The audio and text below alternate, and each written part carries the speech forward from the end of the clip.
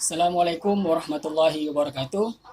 Alhamdulillah alamin. Segala puji hanya milik Allah Subhanahu wa taala.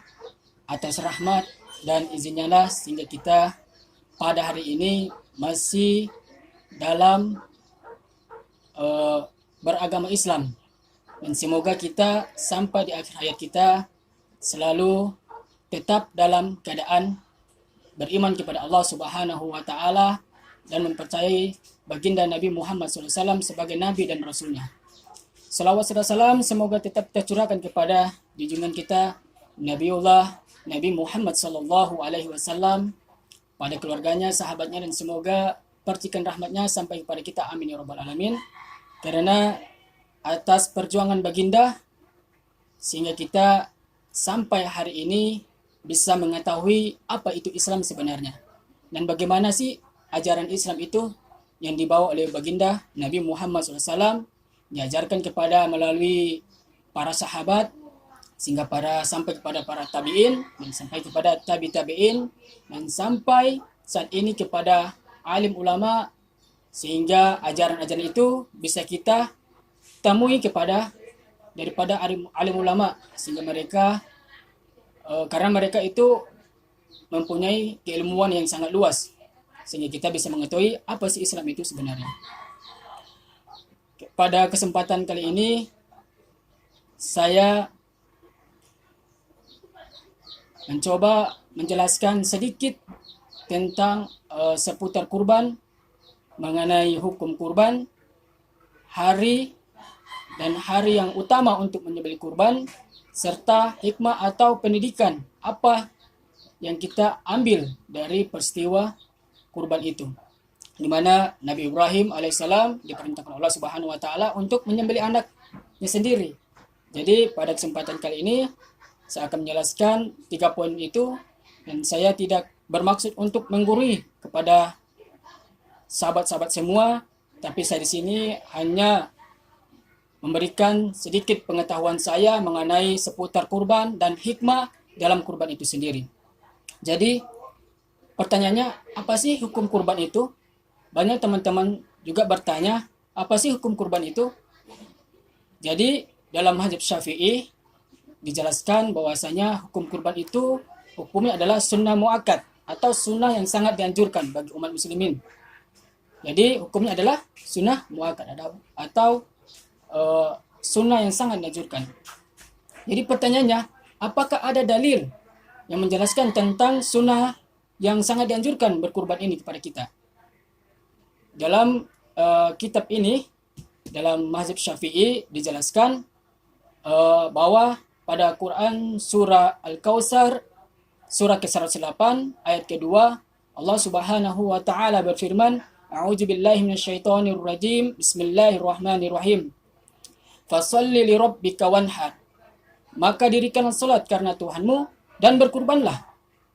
Kemudian ayat ini menurut para ulama tafsir yang paling sahih atau yang paling kuat dalam kitab ini dijelaskan bahwasanya fasholli lirabbika, maka dijelaskan itu adalah salat pada waktu Idul Adha. Kemudian wanhar di situ atau berkurban maksudnya adalah mereka berpendapat, para ahli tafsir berpendapat bahwasanya itu menyembelih hewan kurban. Jadi itu dasar pertama. Kurban ini dijelaskan sebagai hukum atau sunnah yang sangat dianjurkan, yaitu sunnah muakkad, yaitu pada Quran surah Al-Kautsar surah ke-108 ayat ke-2. Jadi kemudian masuk pada poin yang kedua mengenai hari atau waktu di mana kita harus melaksanakan atau menyembelih kurban tersebut. Waktunya adalah setelah waktu sholat Idul Adha sampai matahari terbenam pada hari tasyrik yang terakhir, itu pada tanggal 13 Zulhijjah. Kemudian pada mazhab Syafi'i dijelaskan ada waktu yang utama untuk menyembelih hewan kurban, yaitu setelah melaksanakan sholat Idul Adha lalu mendengarkan khutbah. Setelah itu kita bisa menyembelih, itulah waktu yang sangat utama. Apa sih dalilnya? Dalilnya terdapat dalam hadis di mana dituturkan oleh Al-Bara radhiyallahu anhu. Beliau menjelaskan bahwasanya Nabi SAW bersabda, sesungguhnya permulaan ibadah kita pada hari ini, kata Rasul, yaitu Idul Adha, adalah melaksanakan sholat, lalu pulang untuk menyembelih kurban. Maka siapa saja yang melaksanakannya, maka telah mengikuti sunnah kami, kata Rasul. Kemudian Rasul berkata, maka siapa yang melaksanakannya sebelum waktunya, maka kurbannya itu untuk keluarga dan tidak termasuk sebagai ibadah kurban. Kemudian ada sahabat berdiri, Burda bin Niyar berdiri kemudian berkata, aku telah menyembelih kurban atau telah berkurban sebelum waktunya, sebagaimana dikatakan oleh Rasul di atas tadi. Kemudian Burda bin Niyar berkata, dan aku masih mempunyai 1 ekor kambing zazah. Kemudian kata Rasul, sembelilah, maka janganlah seseorang mengikuti kesalahanmu. Hadis ini hadis diriwayatkan oleh Bukhari. Jadi teman-teman semua, kalau masih kurang percaya terhadap apa yang saya katakan, bisa cek pada kitab ini, ringkasan Fikih Mazhab Syafi'i, karangan Dr. Mustafa Dib Al-Bughah. Jadi ini beliau referensi salah satu yang saya ambil dari rujukan mengenai seputar hewan kurban. Itu tadi yang pertama saya menjelaskan tentang hukum berkurban, yaitu hukumnya ada sunnah muakkad atau sunnah yang sangat dianjurkan kepada umat muslimin. Kemudian tentang hari atau waktu untuk berkurban, yaitu pada tanggal 11 Zulhijjah sampai tanggal 13 Zulhijjah, itu seluruh hari tasyrik. Jadi 3 hari itu merupakan hari untuk berkurban, dan waktu yang lebih utama sebagaimana saya jelaskan tadi, itu setelah melaksanakan sholat Idul Adha, kemudian mendengarkan sholat, kita pulang lalu menyembelih kurban. Itu waktu yang sangat utama yang disarankan oleh baginda Nabi Muhammad SAW.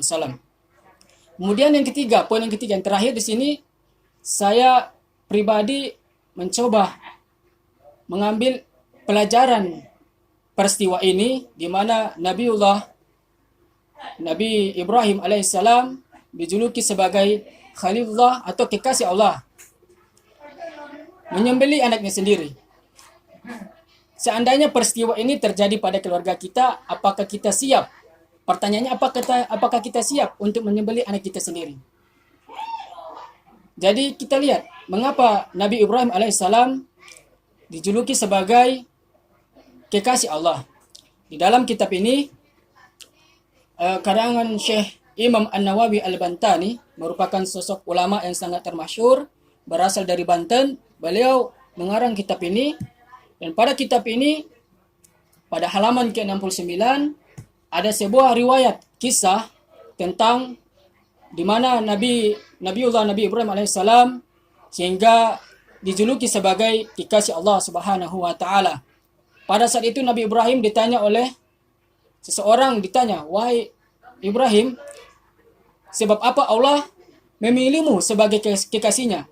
Kemudian Nabi Ibrahim alaihissalam menjawab, ada 3 perkara sehingga saya diangkat menjadi kekasih Allah. Yang pertama, Nabi Ibrahim alaihissalam mengutamakan perintah Allah di atas perintah selainnya. Itu yang pertama. Yang kedua adalah Nabi Ibrahim alaihissalam tidak mengkhawatirkan rezeki. Sebab kata Nabi Ibrahim alaihissalam, rezeki telah menjadi tanggungan Allah Subhanahu wa taala. Kemudian yang ketiga adalah Nabi Ibrahim tidak makan pada sore maupun pagi hari sebelum menemukan tamu untuk makan bersamanya. Jadi itu 3 poin sehingga Nabi Ibrahim alaihissalam diangkat menjadi kekasih Allah Subhanahu wa taala. Subhanallah, itu merupakan kekuasaan Allah Subhanahu wa taala, merupakan kesabaran dari baginda Nabi Ibrahim alaihissalam.